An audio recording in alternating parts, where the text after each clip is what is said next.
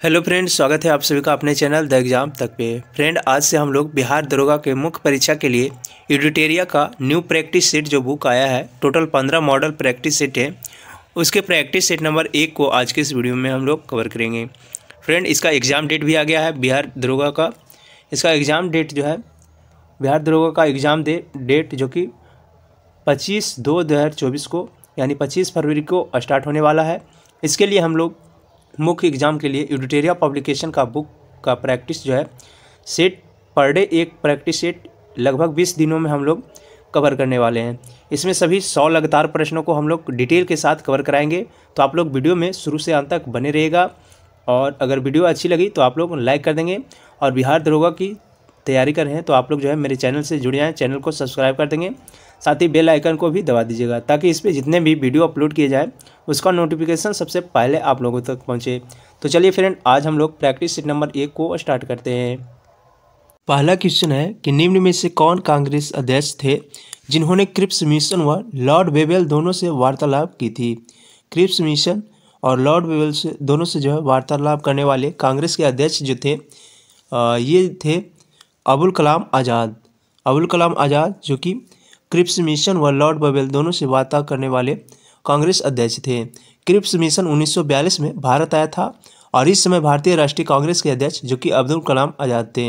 अबुल कलाम आज़ाद की बात करें तो ये जो है 1940 से 1946 तक कांग्रेस के अध्यक्ष थे, और इन्होंने जो है क्रिप्स मिशन में लॉर्ड वेवेल और क्रिप्स दोनों से वार्ताएं की थी।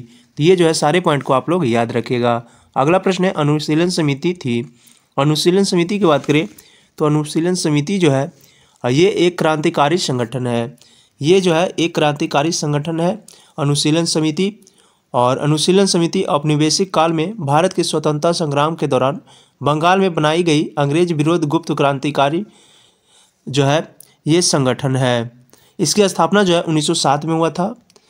अनुशीलन समिति की स्थापना 1907 में हुआ था, और इसमें जो है वरिंद्र कुमार घोष एवं भूपेंद्र दत्त मिलकर जो है इसकी स्थापना की थी। तो ये सारे पॉइंट को जो आप लोग याद रखिएगा। अगला प्रश्न है कि अखिल भारतीय किसान सभा के प्रथम सत्र के अध्यक्ष किसने की थी। अखिल भारतीय किसान सभा के प्रथम सत्र की अध्यक्षता जो है ये स्वामी सहजानंद सरस्वती के द्वारा किया गया था। स्वामी सहजानंद सरस्वती जी के द्वारा जो है अखिल भारतीय किसान सभा के प्रथम सत्र की अध्यक्षता की गई थी। और ये जो है इस अखिल भारतीय किसान सभा की बात करें तो इसकी स्थापना जो है 1936 में हुआ था। 1936 में की गई थी, जिसके जो है प्रथम अध्यक्ष ये सहजानंद सरस्वती जी थे एवं सचिव एन जी रंगा थे। इसके स्थापना के उद्देश्य था कि किसानों की समस्याओं को सुनना और उसका जो है समाधान करना। तो ये सारे पॉइंट को जो आप लोग याद रखिएगा। अगर हम लोग सहजानंद सरस्वती की बात करें तो इनका जन्म जो है 1889 में हुआ था, और इसकी मृत्यु की बात करें तो इसकी मृत्यु जो है 1950 में हुआ था। इन्हें जो है भारत में किसान आंदोलन का जनक कहा जाता है। तो ये सारे पॉइंट को जो है आप लोग याद रखिएगा। अगला प्रश्न है निम्नलिखित में से कौन एक भारतीय राष्ट्रीय कांग्रेस में क्रांतिकारी नेता थे। क्रांतिकारी नेता नहीं थे। नहीं की बात करें तो क्रांतिकारी नेता की बात करें तो चंद्रशेखर आज़ाद ये जो है क्रांतिकारी नेता थे। सूर्य सेन क्रांतिकारी नेता थे। भगत सिंह क्रांतिकारी नेता थे, परंतु गोपाल कृष्ण गोखले जो है ये क्रांतिकारी नेता नहीं थे। गोपाल कृष्ण गोखले जो कि महाराष्ट्र के सुकरात कहे जाते हैं, और ये जो है महादेव गोविंद रानडे के शिष्य थे। 1905 में कांग्रेस के 1905 में बनारस अधिवेशन गोखले की अध्यक्षता में ही की गई थी। 1902 ईस्वी में जो है गोखले को इंपीरियल लेजिस्लेटिव काउंसिल के सदस्य चुना गया था। ये सारे पॉइंट को जो है आप लोग याद रखिएगा। अगला प्रश्न है कि 1921 में मोपला विद्रोह कहाँ हुआ था। 1921 में मोपला विद्रोह की बात करें तो मोपला विद्रोह जो है ये केरल में हुआ था। 1921 में मोपला विद्रोह जो कि केरल में हुआ था, और इसमें जो है मोपला के मुसलमानों के द्वारा जो है जमींदारों के विरुद्ध ये जो विद्रोह किया गया था। इस विद्रोह में अंग्रेजों द्वारा हिंदू और मुसलमानों के बीच दंगा कराने का प्रयास किया गया। और मोपला नामक उपन्यास की रचना की बात करें तो मोपला नामक उपन्यास की रचना जो है ये BD सावरकर के द्वारा की गई है। तो ये सारे पॉइंट को जो है आप लोग याद रखिएगा। अगला प्रश्न है कि भारत में प्रथम रेल लाइन किस ब्रिटिश गवर्नर समय बिछाई गई। भारत में प्रथम रेल लाइन की बात करें तो भारत में प्रथम रेल लाइन जो है और इसका परिचालन 16 अप्रैल 1853 को लॉर्ड डलहौजी के शासनकाल में किया गया था। और पहली रेल लाइन की बात करें तो ये जो है लगभग 34 किलोमीटर तक चलाई गई, जो कि मुंबई से ठाणे के बीच चलाई गई थी। तो ये सारे पॉइंट को जो है आप लोग याद रखिएगा। और फ्रेंड, हम जो है इस वीडियो में सारे प्रश्न को डिटेल के साथ कवर कराने वाले हैं। तो आप लोग जब मेरे चैनल से जुड़े हैं, चैनल को सब्सक्राइब कर देंगे, साथ ही जो है बेल आइकन को भी दबा दीजिएगा। अगला प्रश्न है कि निम्नलिखित में से कौन सी पुस्तक तिलक ने लिखी है। तिलक की बात करें तो बीजी तिलक के द्वारा जो है गीता रहस्य पुस्तक लिखी गई है। गीता रहस्य पुस्तक के लेखक जो है ये बीजी तिलक है, यानी बाल गंगाधर तिलक है। और बाल गंगाधर तिलक के द्वारा ही गणपति महोत्सव का शुरुआत किया गया था। 1881 ईस्वी में इन्होंने जो है मराठी भाषा में केसरी नामक पत्रिका का प्रकाशन भी किया था। तो ये सारे पॉइंट को जो है आप लोग याद रखिएगा। और तिलक की बात करें तो तिलक को जो है भारतीय अशांति का जनक भी कहा जाता है। अगला प्रश्न है अलाउद्दीन खिलजी के आक्रमण के समय देवगिरी का शासक कौन था। अलाउद्दीन खिलजी के आक्रमण के समय देवगिरी का शासक जो था ये रामचंद्र देव था। तो रामचंद्र देव ऑप्शन बी इसका राइट आंसर हो जाएगा। अगला प्रश्न है कि हल्दी घाटी के युद्ध में महाराणा प्रताप की सेना के सेनापति कौन थे। हल्दी घाटी के युद्ध में महाराणा प्रताप के सेना के सेनापति का नाम जो है ये हाकिम खान था। तो हाकिम खान ऑप्शन सी इसका राइट आंसर हो जाएगा। हल्दी घाटी के युद्ध की बात करें तो हल्दी घाटी का युद्ध जो है ये 1576 में हुआ था। और इसमें जो है महाराणा प्रताप तथा अकबर के बीच ये जो है हल्दी घाटी का युद्ध लड़ा गया था। इस लड़ाई में महाराणा प्रताप के सेनापति हाकिम खान जो है तथा अकबर के सेनापति मान सिंह, ये दोनों के बीच जो है ये लड़ाई लड़ा गया था। तो ये सारे पॉइंट को जो है आप लोग याद रखिएगा। हाकिम की बात करें तो हाकिम जो था ये महाराणा प्रताप का सेनापति था। और मान सिंह जो है मान सिंह ये अकबर के सेनापति थे। तो आप लोग दोनों को जो है याद रखिएगा। अगला प्रश्न है कि निम्नलिखित में से कौन हड़प्पा और मोहनजोदड़ो के उत्खनन से संबंधित नहीं थे। हड़प्पा और मोहनजोदड़ो के उत्खनन से संबंधित व्यक्ति की बात करें तो R.D. बनर्जी यानी राखल दास बनर्जी ये जो है हड़प्पा से संबंधित है। और K.N. दीक्षित ये भी संबंधित है। M.S. बतस ये सभी जो है हड़प्पा और मोहनजोदड़ो से संबंधित है। हड़प्पा की बात करें तो हड़प्पा का खोज जो है ये राखल दास बनर्जी के द्वारा किया गया था। और मोहनजोदड़ो की बात करें तो मोहनजोदड़ो का संबंध जो है यहाँ पे जो है मोहनजोदड़ो का खोज ये राखल दास बनर्जी के द्वारा किया गया। और हड़प्पा का खोज जो है ये दयाराम साहनी जी के द्वारा किया गया था। और ये सभी जो है K.N. दीक्षित और M.S. बतस ये सभी जो है मोहनजोदड़ो या फिर हड़प्पा से संबंधित है। परंतु B.S. स्मिथ जो है ये मोहनजोदड़ो या फिर हड़प्पा उत्खनन से संबंधित नहीं है। तो इसमें B.S. स्मिथ इसका राइट आंसर हो जाएगा। B.S. स्मिथ की बात करें तो B.S. स्मिथ एक ब्रिटिश इतिहासकार थे जिन्होंने अशोक तथा अकबर जैसे शासकों पर पुस्तकें लिखी है। इनके कुछ मैं प्रमुख पुस्तकों के नाम ले रहा हूँ, आप लोग ध्यान से सुनिएगा। The early history of India B.S. Smith के द्वारा लिखा गया है। The Oxford history of India ये भी जो है B.S. स्मिथ के द्वारा लिखा गया है। आर्ट्स ऑफ इंडिया ये जो पुस्तक है ये भी B.S. स्मिथ के हैं। तो सारे पॉइंट को जो आप लोग याद रखिएगा। अगला प्रश्न है कि कलिंग नरेश खारवेल का संबंध था। कलिंग नरेश खारवेल की बात करें तो इनका संबंध जो है ये चेदी वंश से संबंधित है। तो चेदी वंश ऑप्शन बी इसका राइट आंसर हो जाएगा। कलिंग नरेश खारवेल का संबंध जो है ये चेदी वंश से है। और खारवेल जो है भारतीय इतिहास के महानतम सम्राटों में से एक था। उड़ीसा में स्थित उदयगिरी पहाड़ी के पास जो है हाथी गुफा अभिलेख से खारवेल से संबंधित जानकारियां जो है ये प्राप्त की जाती है। खारवेल जो है एक जैन धर्म के अनुयायी व्यक्ति थे। तो ये सारे पॉइंट को जो है आप लोग याद रखिएगा। अगला प्रश्न है कि किस प्रकार की भूमि को अप्रहत कहा जाता था। अप्रहत की बात करें तो अप्रहत जो है ये बिना जोती हुई जंगली भूमि को कहा जाता था। बिना जोती हुई जंगली भूमि को अप्रहत कहा जाता था। गुप्त काल में आर्थिक उपयोगिता के आधार पर जो है भूमि को 5 भागों में बांटा गया था। और इसी में जो है वैसी भूमि जो जंगलों में वैसी भूमि जो जंगली हो या फिर जो है बिना जोते हुए हो उसे जो है अप्रहत भूमि कहा जाता था। और अन्य 4 भूमि जो था ये था कृषि योग्य भूमि, क्षेत्र कृषि योग्य भूमि, खिल बंजर भूमि, बस्ती रहने योग्य भूमि और सारा चारागाह भूमि। ये सभी जो है 5 प्रमुख भूमियों में बांटा गया था। अगला प्रश्न है कि जसवंत और दसावन नामक प्रसिद्ध चित्रकार किस मुगल सम्राट के दरबारी से संबंधित थे। जसवंत तथा दशावत नामक प्रसिद्ध चित्रकारी जो है ये जो है अकबर जो कि मुगल सम्राट थे, इनके जो है संबंधित दरबारी थे। तो अकबर ऑप्शन है इसका राइट आंसर हो जाएगा। जसवंत तथा दशावत भारतीय समकालीन में भारत के 16वीं शताब्दी में एक प्रख्यात मुगल चित्रकार थे, और ये दोनों जो है मुगल चित्रकार अकबर के दरबार में रहते थे। अकबर के दरबार में रहने वाले अन्य की बात करें तो ख्वाजा अब्दुल समद, मीर सैयद अली, ये सभी भी जो है वह दरबारी व्यक्ति थे। अगला प्रश्न है कि प्राचीन भारत के महान व्याकरणविद पतंजलि किसके समकालीन थे। पतंजलि की बात करें तो पतंजलि जो है ये जो है पुष्यमित शुंग के संबंधित थे। पुष्यमित शुंग से समकालीन जो है ये पतंजलि थे। तो पुष्यमित शुंग ऑप्शन सी इसका राइट आंसर हो जाएगा। महान व्याकरणविद पतंजलि शुंग वंश यानी पुष्यमित शुंग के पुरोहित थे। इन्होंने जो है महाभाष्य नामक पुस्तक की रचना की थी। तो ये सारे पॉइंट को जो है आप लोग याद रखिएगा। अगला प्रश्न है कि 1936 में लखनऊ में आयोजित अखिल भारतीय किसान सभा का प्रथम अध्यक्ष किसे चुना गया था। 1936 में कांग्रेस का अखिल भारतीय किसान सभा का जो लखनऊ अधिवेशन हुआ था, इसके प्रथम अध्यक्ष जो चुने गए थे ये थे इसके प्रथम अध्यक्ष जो थे ये स्वामी सहजानंद सरस्वती थे। तो स्वामी सहजानंद सरस्वती ऑप्शन सी इसका राइट आंसर हो जाएगा। और अखिल भारतीय किसान सभा का गठन जो है 11 अप्रैल 1936 ईस्वी को किया गया था, और इसके पहले अध्यक्ष एवं सचिव दोनों जो है सहजानंद सरस्वती जी थे। अध्यक्ष सहजानंद सरस्वती और सचिव की बात करें तो सचिव जो है एन.जी. रंगा बने थे। तो ये सारे पॉइंट को जो है आप लोग याद रखिएगा।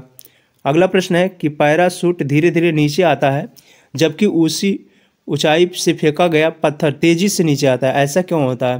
पैराशूट धीरे धीरे नीचे आता है और जबकि उसी ऊंचाई से फेंका गया एक पत्थर जो है एकाएक नीचा हो जाता है। ऐसा इसलिए होता है कि पैराशूट के पृष्ठ का क्षेत्रफल ज़्यादा होता है, जिससे जो है वो धीरे धीरे नीचे आती है और वायु का प्रतिरोध अधिक करती है, जिसके कारण जो पैराशूट नीचे आते हैं। परंतु जब पत्थर को फेंका जाता है तो वो जो है वायु को प्रतिरोध नहीं कर पाती है, जिसके कारण जो है वो तेज़ी से नीचे गिर जाती है। तो ऑप्शन सी इसका राइट आंसर हो जाएगा। पैराशूट के पृष्ठ का क्षेत्रफल ज़्यादा होने के कारण ये जो है वायु को प्रतिरोध अधिक कर पाती है। अगला प्रश्न है कि किसी वस्तु के रेखीय संवेग में परिवर्तन की दर उस पर लगने वाले के समानुपाती होते हैं। किसके समानुपाती होते हैं। तो ये जो है किसी वस्तु के रेखीय संवेग में परिवर्तन की दर उस पर लगने वाले बल के समानुपाती होते हैं। तो ऑप्शन सी इसका राइट आंसर हो जाएगा, और ये जो है न्यूटन के गति के द्वितीय नियम में बताया गया है। तो ये सारे पॉइंट को जो है आप लोग याद रखिएगा। अगला प्रश्न है कि अल्फा, बीटा और गामा की वेधन शक्ति अपने अवरोही क्रम में इसको करना है। सबसे ज़्यादा वेधन क्षमता की बात करें तो गामा किरणों की सबसे अधिक वेधन क्षमता होती है। उसके बाद जो है वेधन क्षमता बीटा किरणों की होती है, और फिर जो है सबसे कम जो है इसमें इन तीनों में सबसे कम अल्फा किरणों की वेधन क्षमता होती है। सबसे अधिक गामा किरणों की, और उसके बाद बीटा और बाद अल्फा, यानी ऑप्शन 20 का राइट आंसर हो जाएगा गामा, बीटा और अल्फा किरण। अगला प्रश्न है टेफ्लॉन निम्नलिखित में से किस एक बहुलक का बहुलक है। एकल बहुलक का बहुलक है। टेफ्लॉन की बात करें तो टेफ्लॉन जो है ये टेट्राफ्लोरोएथीन का बहुलक है। टेट्राफ्लोरोएथीन ऑप्शन ए इसका राइट आंसर हो जाएगा। और टेट्राफ्लोरोएथीन की बात करें ये जो है ठोस फ्लोरोकार्बन है। यह जो है मानव निर्मित बहुलक है, जिसका प्रयोग जो है बर्तन पर न चिपकने वाली सतह के रूप में प्रयुक्त किया जाता है। तो ये सारे पॉइंट को जो है आप लोग याद रखिएगा। अगला प्रश्न है वनस्पति तेल से संबंधित घी बनाने में प्रयुक्त होने वाली गैस है। वनस्पति तेल से संबंधित घी बनाने में प्रयुक्त होने वाली गैस जो है ये हाइड्रोजन गैस है। तो हाइड्रोजन ऑप्शन है इसका राइट आंसर हो जाएगा। हाइड्रोजनीकरण की प्रक्रिया द्वारा निकेल उत्प्रेरक के उपस्थिति में वनस्पति तेल से संबंधित घी बनाया जाता है, और वनस्पति तेल प्लस हाइड्रोजन जो मिलकर है ये वनस्पति घी बनाती है। तो ये सारे पॉइंट को जो आप लोग याद रखिएगा। अगला प्रश्न है कि अतिशीलन यानी सुपर कूलिंग किस द्रव को शीतल करना होता है। अतिशीलन यानी सुपर कूलिंग की बात करें, सुपर कूलिंग जो है किसी द्रव को हिमांक से नीचे शीतल करना होता है। तो हिमांक से नीचे ऑप्शन 20 का राइट आंसर हो जाएगा। अगला प्रश्न है निम्नलिखित में से कौन सा तत्व सभी कार्बन यौगिक में मिलता है। सभी कार्बन में यौगिक में मिलने वाला तत्व की बात करें तो ये जो है कार्बन है। कार्बन जो कि सभी कार्बनिक यौगिक में मिलने वाला तत्व है। कार्बन एक चतुर्संयोजक धातु है जो कि यह स्वयं एवं अन्य परमाणुओं से बहुलक बनाता है। कार्बन के सर्वाधिक यौगिक मिलते हैं जिसमें से जो है कार्बन की अवस्थिति रहती है। अगला प्रश्न है कि सिगरेट लाइट में निम्नलिखित में से कौन सी गैस प्रयुक्त होती है। सिगरेट लाइट की बात करें तो सिगरेट लाइट में जो है ये ब्यूटेन गैस प्रयुक्त होती है। तो ब्यूटेन ऑप्शन है इसका राइट आंसर हो जाएगा। ब्यूटेन जो है एक ज्वलनशील हाइड्रोकार्बन तथा आसानी से तुरंत जलने वाली गैस है और इसका प्रयोग जो है सिगरेट लाइट में किया जाता है। अगला प्रश्न है सौर विकिरण निम्न में से किस परास में दिखता है। सौर विकिरण की बात करें तो सौर विकिरण जो है ये 400 से 700 परास में दिखता है। तो ऑप्शन बी इसका राइट आंसर हो जाएगा। अगला प्रश्न है कि सोडा वाटर को बोतल खोलने पर निकलने वाली गैस कौन सी है। सोडा वाटर को जब हम खोलते हैं तो उससे निकलने वाली गैस जो है ये कार्बन डाइऑक्साइड गैस है। तो कार्बन डाइऑक्साइड ऑप्शन है इसका राइट आंसर हो जाएगा। कार्बन डाइऑक्साइड गैस जो कि सोडा वाटर को खोलने पर गैस निकलती है। फ्रेंड मैं अगर बता दूं कि आप लोगों को इसका आंसर पता है तो आप लोग कमेंट में भी इसका जवाब दे सकते हैं। अगला प्रश्न है कि कार की बैटरी में प्रयोग होने वाला अम्ल है। कार की बैटरी में प्रयोग होने वाला अम्ल जो है ये सल्फ्यूरिक अम्ल है। सल्फ्यूरिक अम्ल ऑप्शन डी इसका राइट आंसर हो जाएगा। अगला प्रश्न है कि सिरके का रासायनिक नाम है। सिरके की बात करें तो सिरके का रासायनिक नाम जो है ये एसिटिक एसिड है। एसिटिक एसिड जो कि सिरके का रासायनिक नाम है। मैं कुछ रासायनिक पदार्थों का नाम ले रहा हूँ, आप लोग ध्यान से सुनिएगा। बेंजोइक अम्ल जो कि खाद्य पदार्थों के संरक्षण में इसका उपयोग किया जाता है। फॉर्मिक अम्ल जो कि फलों से संरक्षण में, रबड़ के अस्कंदन, चमड़ा उद्योग में, ये सभी में जो है फॉर्मिक अम्ल का प्रयोग किया जाता है। और सिट्रिक अम्ल जो कि धातुओं को साफ करने में, कपड़ा उपयोग में, दवा बनाने में, ये सभी में सिट्रिक अम्ल का प्रयोग किया जाता है। हाइड्रोक्लोरिक अम्ल का प्रयोग जो है एक्वा रेजिया बनाने में किया जाता है और प्लास्टिक बनाने में, ये सभी में जो है हाइड्रोक्लोरिक अम्ल का प्रयोग किया जाता है। अगला प्रश्न है कि एक ठोस से सीधे गैस में परिवर्तन को क्या कहते हैं। एक ठोस से सीधे गैस में परिवर्तन को उदरपातन कहते हैं। उदरपातन ऑप्शन है इसका राइट आंसर हो जाएगा। जब कोई ठोस सीधे गैस में परिवर्तित हो जाए तो उसे जो है उदरपातन कहते हैं। अगला प्रश्न निम्न में से निम्नलिखित का मिलान करिए। मिलान करना है। सल्फेट की बात करें तो सल्फेट जो है सल्फेट एक जो है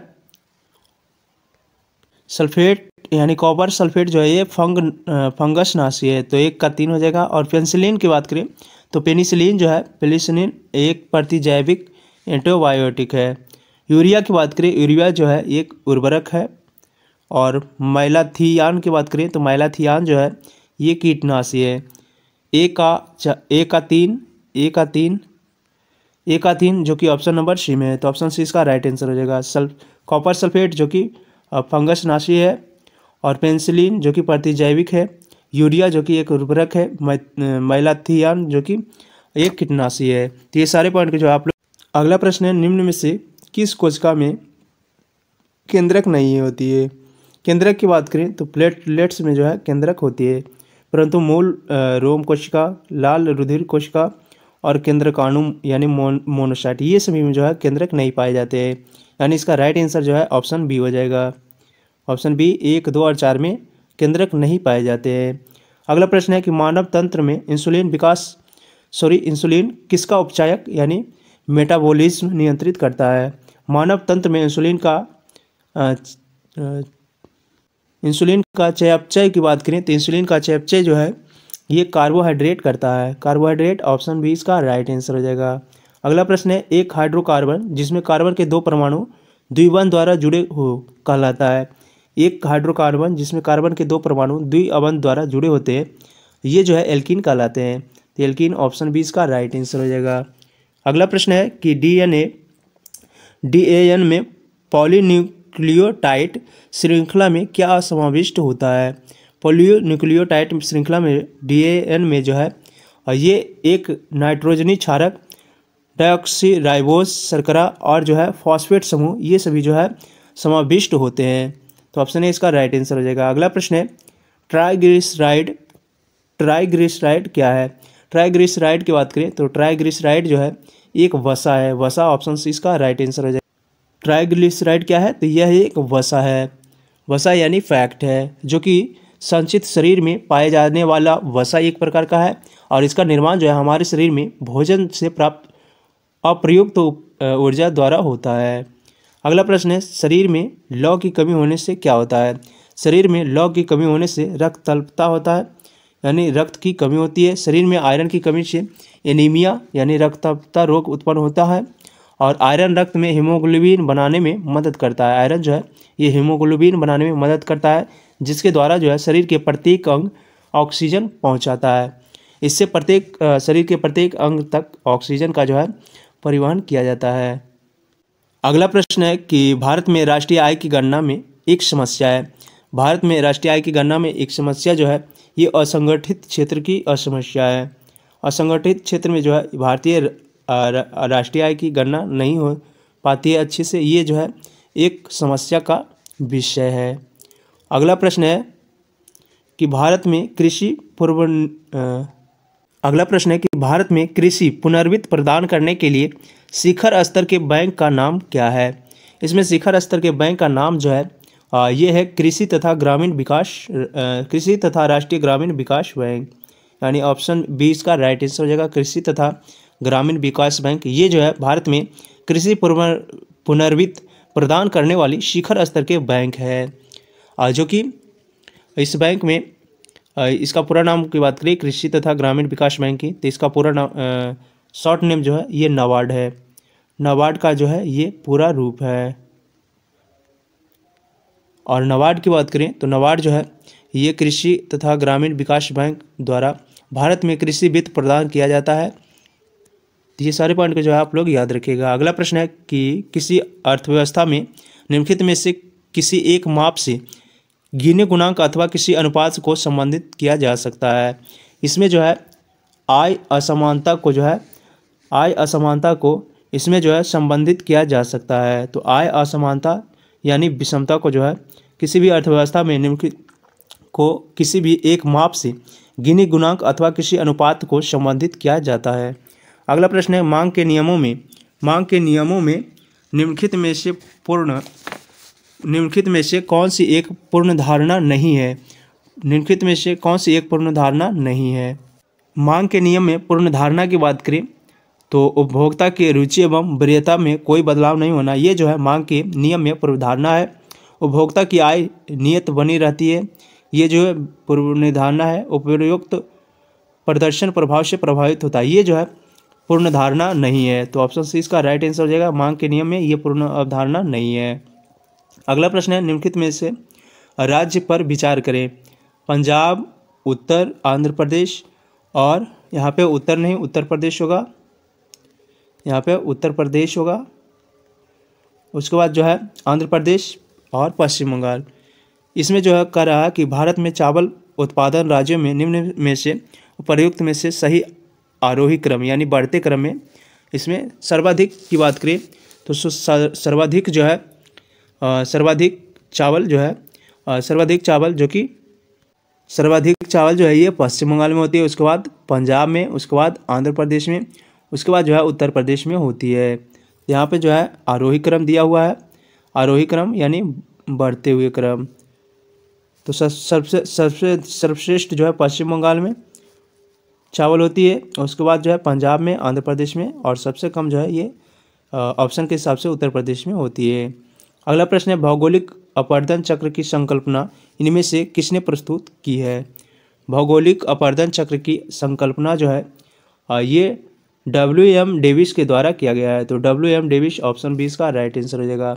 विलियम मॉरिस डेविस ने 1899 में भौगोलिक अपवर्तन चक्र की संकल्पना की प्रतिष्ठा किया और इसमें बताया कि भौगोलिक चक्र अपवर्तन के वह अवधि है जिसके अंतर्गत उत्थित भूखंड अपवर्तन के प्रक्रम द्वारा प्रभावित होकर एक आकृति विहीन समतल मैदान में बदल जाती है। इसमें जो है कोई आकृति नहीं होती, ये समतल मैदान के रूप में बदल जाती है। अगला प्रश्न है कि निम्नलिखित में से कौन सी एक भारतीय सेना के कमांडो में जो है एक कमांड नहीं है? भारतीय सेना के कमांडो की बात करें तो इसके जो है कमांड जो है ये पश्चिमी कमांड है, उत्तरी कमांड है, मध्य कमांड है, पूर्वी कमांड है, दक्षिणी कमांड है और दक्षिणी पश्चिमी कमांड है और ट्रेनिंग कमांड है। ये सभी जो है टोटल जो है 7 कमांड है, लेकिन उत्तरी पूर्वी कमांड जो है ये नहीं है। तो उत्तरी पूर्वी कमांड ऑप्शन 20 का राइट आंसर हो जाएगा। उत्तरी पूर्वी कमांड जो कि भारतीय सेना के कमांडो में से नहीं है। और हम लोग बात करें पश्चिमी कमांड की, तो इसका मुख्यालय जो है ये चंडीगढ़ में है। उत्तरी कमांड का मुख्यालय उधमपुर, मध्य कमांड का मुख्यालय लखनऊ है, पूर्वी कमांड का मुख्यालय जो कि कोलकाता है, दक्षिणी कमांड का मुख्यालय जो कि पुणे है, दक्षिणी पश्चिमी कमांड का मुख्यालय जो कि जयपुर है, और ट्रेनिंग कमांड का मुख्यालय जो कि शिमला है। तो ये सारे पॉइंट को जो है आप लोग याद रखिएगा। अगला प्रश्न है निम्नलिखित के आधार पर हिमालयी नदी के प्रायद्वीपीय नदी से तुलना करें।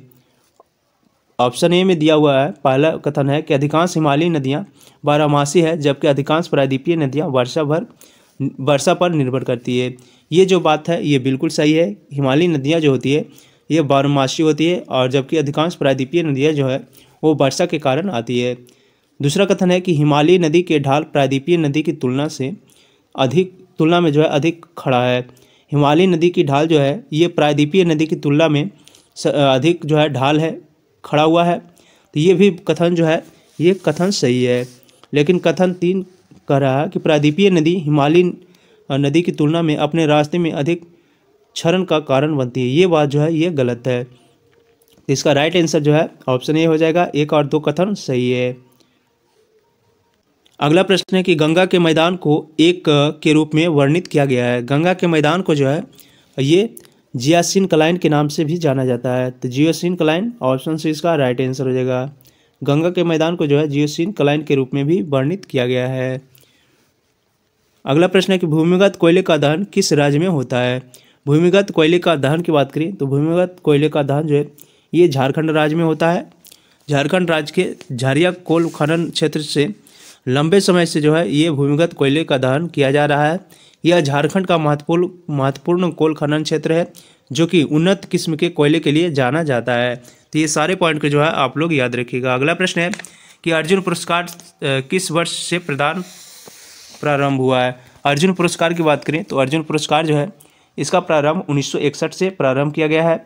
अर्जुन पुरस्कार जो कि अब इसका नाम अर्जुन पुरस्कार जो है अर्जुन पुरस्कार ये जो पुरस्कार है ये भारत सरकार द्वारा खेल के क्षेत्र में उत्कृष्ट प्रदर्शन के लिए दिया जाता है, और इस पुरस्कार का प्रारंभ 1961 में हुआ था। पुरस्कार स्वरूप 15 लाख रुपये की राशि दी जाती है। अर्जुन के कांस्य प्रतिमा और एक प्रशांति पत्र दिया जाता है। मेजर ध्यानचंद के जन्मदिन अवसर पर राष्ट्रीय खेल दिवस मनाया जाता है, जो कि राष्ट्रीय खेल दिवस ये 29 अगस्त को मनाया जाता है। तो ये सारे पॉइंट को जो है आप लोग जरूर याद रखिएगा।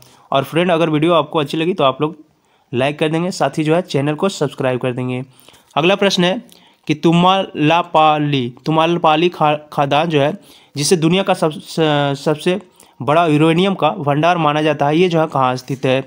तुमालापल्ली खादान जो है तुमालापल्ली खादान ये जो है आंध्र प्रदेश में है, और ये जो है यूरेनियम का सबसे बड़ा दुनिया का भंडार है। तो आंध्र प्रदेश ऑप्शन है इसका राइट आंसर हो जाएगा। अगला प्रश्न है जवाहर सुरंग का निर्माण निम्न में से किस दर्रे के अंतर्गत किया गया। जवाहर सुरंग की बात करें तो जवाहर सुरंग का निर्माण जो है ये बनिहाल दर्रा के अंतर्गत किया गया। तो ऑप्शन बी इसका राइट आंसर हो जाएगा बनिहाल दर्रा, और ये जो है जम्मू कश्मीर केंद्र शासित प्रदेश है यहाँ जो है ये स्थित है। इस सुरंग की लंबाई जो है टोटल 2.85 किलोमीटर है, जो कि 1.77 मील है। इसकी लंबाई 1.77 मील जो कि 2.85 किलोमीटर है, और ये जो है जम्मू कश्मीर को NH 44 के द्वारा जो है ये जोड़ती है। तो ये सारे पॉइंट को जो है आप लोग याद रखिएगा। अगला प्रश्न है कि सौरमंडल का सबसे चमकदार ग्रह कौन है। सौरमंडल के सबसे चमकदार ग्रह की बात करें तो शुक्र जो है ये सौरमंडल का सबसे चमकदार ग्रह है। इसे जो है सांझ अथवा भोर का तारा भी कहा जाता है, क्योंकि यह जो है सुबह में पूर्व की दिशा में तथा शाम को जो है पश्चिम की दिशा में दिखाई पड़ता है। शुक्र ग्रह को सौरमंडल का सबसे गर्म ग्रह माना जाता है। यह जो है अन्य ग्रह की विपरीत दक्षिणावर्त दिशा में सूर्य की परिक्रमा करती है। इसके पास जो है बुध ग्रह की भांति कोई भी उपग्रह नहीं है। सूर्य का कोई भी उपग्रह नहीं है। पृथ्वी के आकार एवं घनत्व से समानता रहने के कारण जो है इसे पृथ्वी का बहिनी भी कहा जाता है। तो ये सारे पॉइंट को जो है आप लोग याद रखिएगा। अगला प्रश्न है कि कौन सा वैश्विक सम्मेलन ग्रीन हाउस गैस उत्सर्जनों में कमी के लिए आयोजित वैश्विक समझौते की दिशा में पहला कदम था। इसका पहला कदम जो था ये रियो था। रियो में 1992 में वैश्विक सम्मेलन था। इसमें जो है ग्रीन हाउस गैस उत्सर्जन की कमी के लिए आयोजित वैश्विक समझौते की दिशा पर पहला कदम उठाया गया था। तो ये सारे पॉइंट को जो है आप लोग याद रखिएगा। अगला प्रश्न है कि निम्नलिखित में से कौन सा वन्यजीव अभयारण्य बिहार के मुंगेर जिले में स्थित है। बिहार के मुंगेर जिले में स्थित वन्यजीव अभयारण्य जो है ये भीम बांध है। भीम बांध जो कि बिहार के मुंगेर जिले में स्थित है। और वन्यजीव संरक्षण अधिनियम की बात करें तो वन्यजीव संरक्षण अधिनियम जो है ये 1972 की धारा 18 के अनुसार 25 फरवरी 1984 में पक्षी अभयारण्य घोषित किया गया था। तो ये सारे पॉइंट को जो है आप लोग याद रखिएगा। अगला प्रश्न है कि नागी पक्षी अभयारण्य बिहार के निम्नलिखित में से किस जिले में स्थित है। नागी पक्षी अभयारण्य की बात करें तो नागी पक्षी अभयारण्य जो है ये बिहार के जमुई जिले में स्थित है। तो जमुई ऑप्शन डी इसका राइट आंसर हो जाएगा। जमुई जिले में जो है जमुई जिले में नागी पक्षी अभयारण्य स्थित है। और वन्य संरक्षण अधिनियम 1972 की धारा 18 के अनुसार 25 फरवरी 1984 में पक्षी अभयारण्य घोषित किया गया था। ये सारे पॉइंट को जो है आप लोग याद रखिएगा। नागी पक्षी अभयारण्य झारखंड सीमा के पास दक्षिण बिहार के झाझा जमुई जिले में स्थित है। अगला प्रश्न है कि बिहार में गन्ना उत्पादन में अग्रणी जिला है।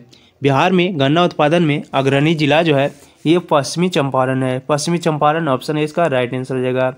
वर्ष 2022 में जारी बजट के अनुसार बिहार में गन्ना का सर्वाधिक उत्पादक पश्चिम बंगाल में होता है। भारत में गन्ना का सर्वाधिक उत्पादक जो है ये यूपी में होता है। तो ये सारे पॉइंट को जो है आप लोग याद रखिएगा। अगला प्रश्न है कि दक्षिण पूर्व एशिया में दक्षिण से उत्तर की ओर बढ़ने वाली निम्नलिखित में से शहर के विद्यमान होने वाली क्रम क्या है। इसमें दक्षिण पूर्व एशिया में दक्षिण से उत्तर की ओर बढ़ने वाले शहर की बात करें ये जो शहर है ये जकार्ता, सिंगापुर, बैंकॉक और हनोई है। तो जकार्ता, सिंगापुर, बैंकॉक और हनोई ऑप्शन सी इसका राइट आंसर हो जाएगा। अगला प्रश्न है निम्न में से किस क्षेत्र में भूमध्य सागरीय जलवायु प्रचलित नहीं है। भूमध्य सागरीय जलवायु की बात करें तो भूमध्य सागरीय जलवायु जो है ये मध्य चिली, केप टाउन और एडिलेड ये सभी में भूमध्य सागरीय जलवायु प्रचलित है। परंतु पम्पास में जो है ये भूमध्य सागरीय जलवायु प्रचलित नहीं है। पम्पास की बात करें तो पम्पास में जो है पम्पास क्षेत्र में अवस्थित वर्षा विमुख क्षेत्र में होने के कारण जो है उष्ण जलवायु पाई जाती है। यहाँ जो है उष्ण जलवायु पाई जाती है। अगला प्रश्न है कि निम्नलिखित में से कौन सी जल संधि अमेरिका और रूस को अलग करती है। अमेरिका और रूस को अलग करने वाली जनसंधि जो है ये बेरिंग जल संधि है। तो बेरिंग ऑप्शन है इसका राइट आंसर हो जाएगा। बेरिंग जल संधि जो कि अमेरिका और रूस को अलग करती है। यह जो है अलास्का और रूस को भी अलग करती है।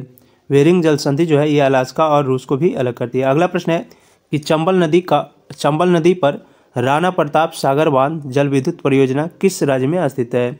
राणा प्रताप सागर जल विद्युत परियोजना जो है ये चंबल नदी पर है और ये जो है राजस्थान में स्थित है। तो राजस्थान ऑप्शन बी इसका राइट आंसर हो जाएगा। और इसकी ऊंचाई की बात करें तो इसकी ऊंचाई जो है टोटल 54 मीटर है और यहाँ पर जो है 43 मेगावाट के 4 विद्युत इकाई जो है लगाई गई है। चंबल परियोजना के अंतर्गत राणा प्रताप सागर बांध, गांधी सागर बांध तथा जवाहर बांध ये सभी जो है बनाए गए थे। अगला प्रश्न निम्न में से कौन सी मवेशी नस्ल राजस्थानी की नहीं है। राजस्थान की बात करें तो राजस्थान की मवेशी नस्ल जो है ये थार पारकर है और राठी मेवाती ये सभी जो है राजस्थान के नस्ल है। लेकिन हल्लीकर जो है ये राजस्थान के मवेशी नस्ल नहीं है। हल्लीकर की बात करें तो हल्लीकर जो है ये मैसूर यानी कर्नाटक में पाई जाने वाली गाय है। तो ये सारे पॉइंट को जो है आप लोग याद रखिएगा। अगला प्रश्न है निम्नलिखित में से कौन सा एक जर्मनी का कोयला क्षेत्र नहीं है। जर्मनी के कोयले क्षेत्र की बात करें तो जर्मनी के कोयले क्षेत्र जो है ये रूर घाटी, सार बेसिन और अचेन बेसिन ये सभी जो है जर्मनी की कोयले घाटी क्षेत्र है। लेकिन लोरेन बेसिन की बात करें तो लोरेल बेसिन जो है ये जो है फ्रांस की कोयले की खान है। तो लोरेल बेसिन जो फ्रांस की है। अगला प्रश्न है कि मेघालय पठार किसका विस्तार है। मेघालय पठार की बात करें तो मेघालय पठार जो है ये प्रायद्वीपीय पठार का भाग है। तो प्रायद्वीपीय पठार ऑप्शन सी इसका राइट आंसर हो जाएगा। मेघालय पठार जो कि प्रायद्वीपीय पठार का भाग है और मेघालय में जो है गारो, खासी और जयंतिया पहाड़ियाँ में विभाजित होती है। अगला प्रश्न है कि पुंछी आयोग निम्न में से संबंधित है। पुंछी आयोग की बात करें पुंछी आयोग जो है इसका संबंध केंद्र राज्य संबंध से पुंछी आयोग का संबंध है। ऑप्शन सी इसका राइट आंसर हो जाएगा। केंद्र सरकार में पुंछी आयोग का गठन जो है ये इसका गठन 2007 में हुआ था और ये जो है भारत के पूर्व मुख्य न्यायाधीश मदन मोहन पुंछी की अध्यक्षता में किया गया था, इसीलिए जो है इसका नाम पुंछी आयोग रख दिया गया है। अगला प्रश्न है कि 1922 में 73वें संविधान संशोधन अधिनियम के संदर्भ में यह निम्नलिखित में से किसे अनिवार्य आरक्षण प्रदान करता है। 73वें संविधान संशोधन 1992 द्वारा जो है अनिवार्य आरक्षण प्रदान होता है। ये जो है अनुसूचित जातियों के लिए, अनुसूचित जनजातियों के लिए और महिला के लिए जो है ये अनिवार्य आरक्षण प्रदान होता है, लेकिन अन्य पिछड़ा वर्ग के लिए जो है ये प्रावधान नहीं है। तो ऑप्शन 20 का राइट आंसर हो जाएगा 1, 2 और 3। अगला प्रश्न है और 73वां संविधान संशोधन जो है ये 1992 में हुआ था, जो कि 24 अप्रैल को प्रत्येक साल पूरे देश में पंचायती राज दिवस के रूप में मनाया जाता है। ये जो है पंचायती राज से संबंधित है। अगला प्रश्न है कि भारतीय संविधान में 21वें संविधान संशोधन अधिनियम द्वारा किस भाषा को जोड़ा गया। 21वें संविधान संशोधन अधिनियम की बात करें तो ये जो है अधिनियम, इसमें सिंधी भाषा को जोड़ा गया है। सिंधी भाषा ऑप्शन सी इसका राइट आंसर हो जाएगा। और भाषा की बात करें तो भाषा जो है ये भारतीय संविधान के भाग 17 में भाषा का वर्णन है। अनुच्छेद 243 के अनुसार संघ की राजभाषा हिंदी तथा लिपि जो है ये देवनागरिक होगी। भारतीय संविधान की बात करें तो भारतीय संविधान में वर्तमान में जो है कुल 22 भाषाएं शामिल की गई है और 1967 में संविधान के 21वें संशोधन के द्वारा जो है सिंधी भाषा को 8वीं अनुसूची में जोड़ा गया, जो कि सिंधी भाषा ये 15वीं भाषा थी। मूल संविधान में टोटल जो है 14 भाषाएं थी और वर्तमान समय में अभी 22 भाषाएं हैं। 15वां भाषा जो कि सिंधी 1967 में जोड़ा गया, जो कि 21वें संविधान संशोधन के द्वारा जोड़ा गया था। और 71वें संविधान संशोधन के द्वारा जो है मणिपुरी, कोंकणी और नेपाली ये तीनों भाषाएं 71वें संविधान संशोधन, जो कि 71वां संविधान संशोधन ये 1992 में हुआ था और इससे जो है 8वीं अनुसूची में भाषा को जोड़ा गया था। साथ ही 2002 में जो कि 92वां संविधान संशोधन के द्वारा 8वीं अनुसूची में मैथिली, संथाली, बोडो, डोगरी ये 4 भाषाएं जो है वो 92वां संविधान संशोधन 2002 के द्वारा जोड़ा गया और टोटल जो है अभी वर्तमान में 22 भाषाएं हो गई है। अगला प्रश्न है संविधान का 103वां संशोधन निम्न में से किससे संबंधित है। संविधान का 103वां संशोधन जो है ये आर्थिक रूप से कमजोर वर्ग के लिए आरक्षण से संबंधित है। तो ऑप्शन 20 का राइट आंसर हो जाएगा आर्थिक रूप से कमजोर वर्ग के लिए आरक्षण, यानी EWS से जो है ये 103वां संविधान संशोधन संबंधित है।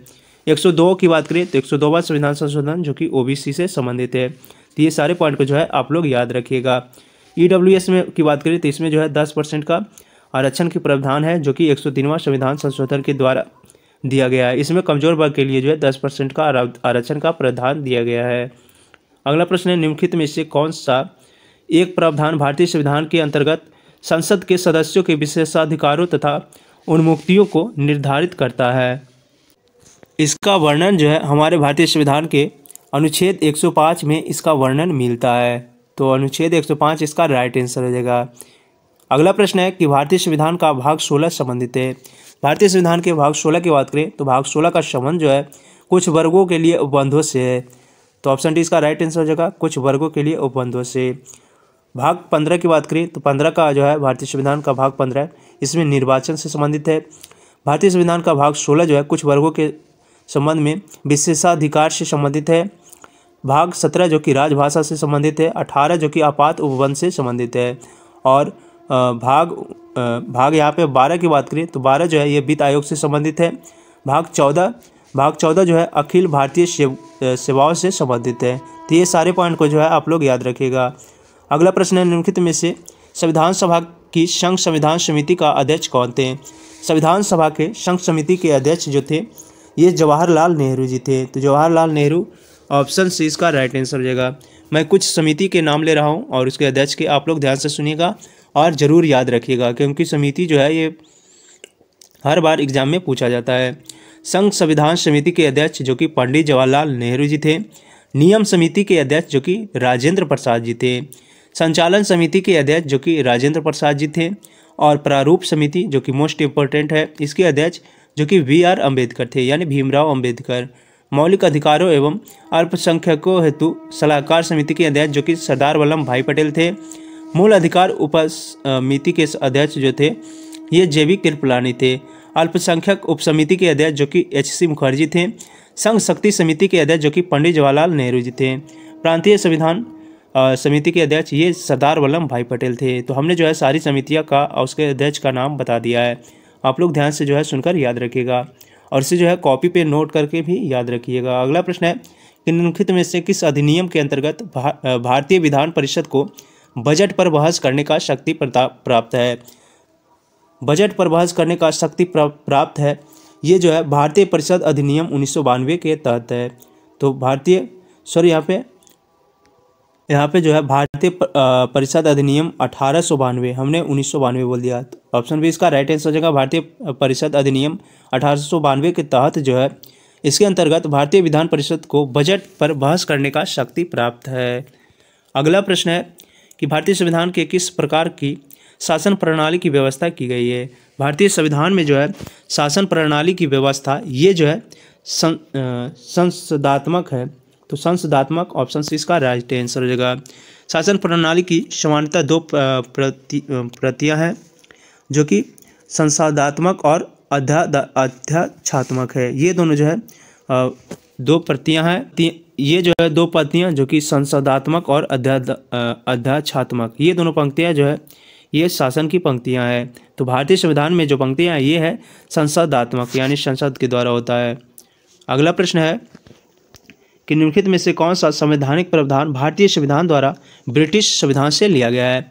ब्रिटिश संविधान से जो है ये संसदीय विशेषाधिकार ये जो है ब्रिटिश से संविधान से लिया गया है। भारतीय संविधान में ब्रिटिश संविधान से जो है संसदीय सरकार, विधि का शासन, विधायी प्रक्रिया, एकल नागरिकता, कैबिनेट प्रणाली, विशेषाधिकार रेट, संसदीय विशेषाधिकार और द्विसदनीयता ये सभी जो है भारतीय संविधान में ब्रिटिश संविधान से लिया गया है। अगला प्रश्न है कि नवंबर 2023 में संपन्न 5 राज्यों का विधानसभाओं के चुनावों के आधार पर बने मुख्यमंत्री के संदर्भ में सही युग्मों की पहचान कीजिए।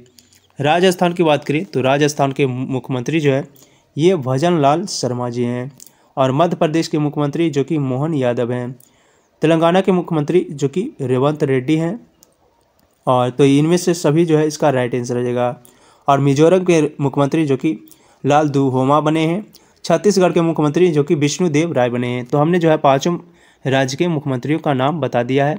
फिर से मैं एक बार बता देता हूँ। राजस्थान के मुख्यमंत्री जो कि भजन लाल शर्मा, मध्य प्रदेश के मुख्यमंत्री जो कि मोहन यादव और तेलंगाना के मुख्यमंत्री जो कि श्री रेवंत रेड्डी हैं। मिजोरम के मुख्यमंत्री जो कि लाल दुहोमा है।